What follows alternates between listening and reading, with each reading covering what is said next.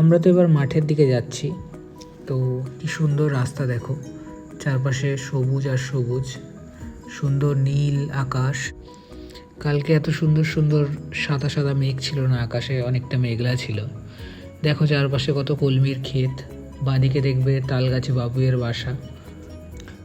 আমরা চলে এসেছি অনেকটা শেষ প্রান্তে।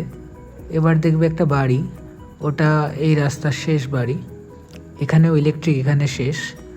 এরপর তো শুধু দুপাশে জল আর জল, শুধু মাছের ভেড়ি আর আম গাছ, কলা গাছ, এবং তার মাঝখান দিয়ে এই রাস্তাটা চলে যাচ্ছে।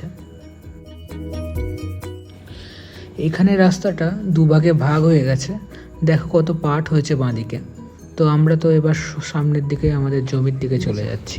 এবার আমরা হাওড়া ব্রিজ দিয়ে ওপর দিয়ে যাব।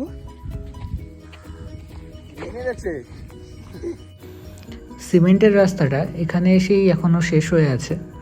আমাদের জমি পর্যন্ত এখনও রাস্তাটা পুরোটা হয়নি। তো জমিতে যাওয়ার দুটো রাস্তা, একটা পুকুর পাড় দিয়ে আর একটা এই মাঠের পাশ দিয়ে। তো এখন যেহেতু বৃষ্টি হয়েছিল কাল পরশুতে, একটু জল আছে, তো জমির রাস্তাটা দিয়ে যাওয়া যাচ্ছে না, তো পুকুরের রাস্তাটা দিয়ে আমরা যাচ্ছি। ফাইনালি চলে এলাম আমরা আমাদের জমির সামনে। শুধু এইটুকুনি জায়গায় এখন একটু জল আছে। আমরা এখানে একটা শাকও বানাবো। তো এখন আমরা একটু রেস্ট নিচ্ছি এই কুড়েটাতে, যা গরম পড়েছে, আমরা পুরো ঘেমে গেছি একদম। পায়ের তলাটা একটু কেটে গেল ওই জলের মধ্যে দিয়ে আসতে গিয়ে, হয়তো শামুকে কেটে গেছে।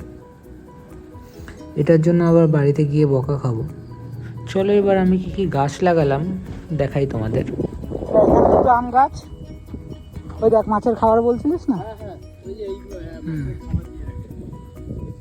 এই দেখ দুটো আম গাছ। এগুলো সব বিদেশি আম গাছ, কি নাম আমি ভুলেও গেছি। এখানে তো আছে সব, দেখ 10টা সুপুরি গাছ আছে। এটা আসামি সুপুরি, ঠিক আছে। এটা তো অন্য একজনের জায়গা। এটা একটা আপেল কুল গাছ, দেখ। এইটা লেবু গাছ, এটা পাতাগুলো সব পোকাগুলো খেয়ে নিয়েছে পাতাগুলো। লেবু এসেছে তো? হ্যাঁ, পোকা খেয়েও নিয়েছে। তেল দিতে হবে। এটা হচ্ছে সেদিকে বললেও তেল দিয়ে দেবে। এটা আতা, এটা সবেদা, এটা পেয়ারা, এসেছে। এটা একটা কাঁঠাল গাছ। একদিন টাইম করে আসবো, হ্যাঁ, আগে পেয়ারা নিয়ে আসবো, দিয়ে ওখানে বসে পেয়ারা মাখা খাবো। এটা হচ্ছে জামরুল গাছ।